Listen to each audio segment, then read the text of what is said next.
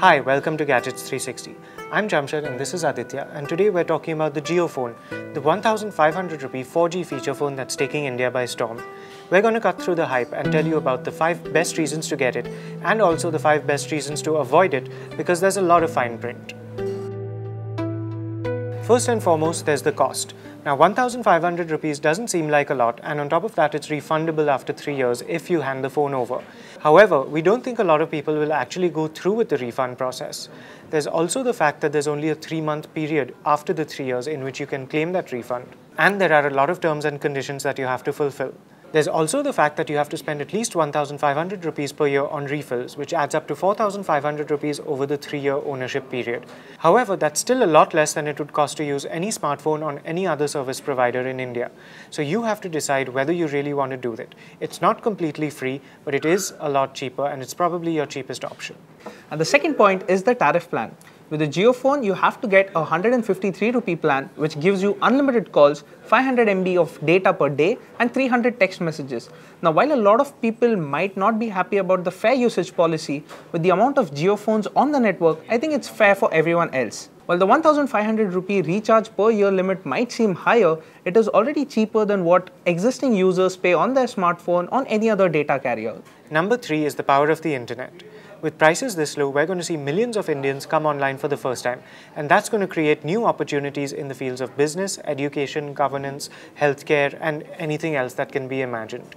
The Jio phone could leapfrog all previous attempts at e-governance and distance learning, even in far-flung areas where electricity isn't guaranteed. We can't wait to see what new kinds of opportunities people create for themselves when they have the internet in their hands for the first time.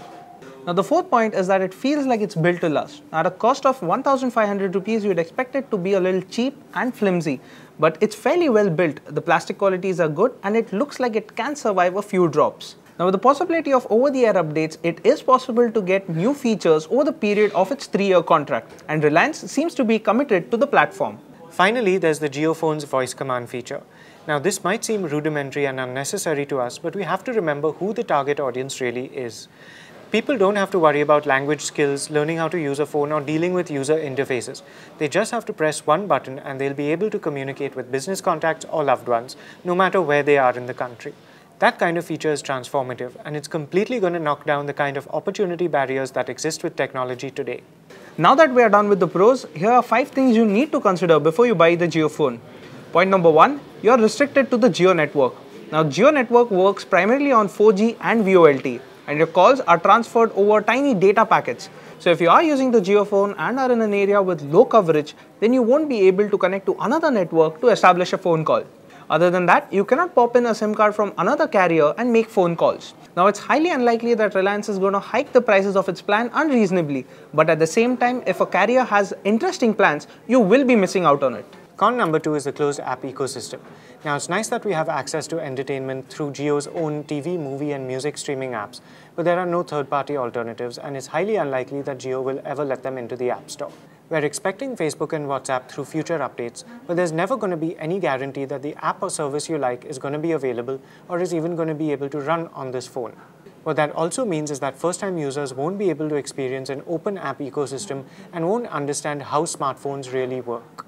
Now, the third point is that there's no tethering. Now, when the Jio phone was first announced and the plans were introduced, people were expecting to use the Jio phone as a 4G access point. After spending some time with the device, you can confirm that there is no tethering at the moment, and it is highly unlikely that it will be introduced in a software update.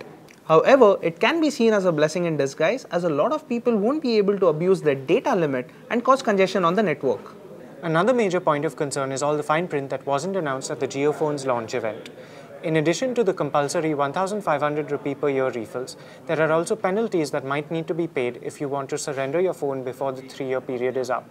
If you're concerned about privacy, you should also note that the Jio phone contract allows the company to track your geolocation and send you notifications based on that activity.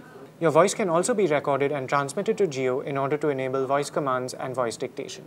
And the final point is the overall usage experience. Now, we have to give to Jio for the overall hardware and software experience that it provides at this price point.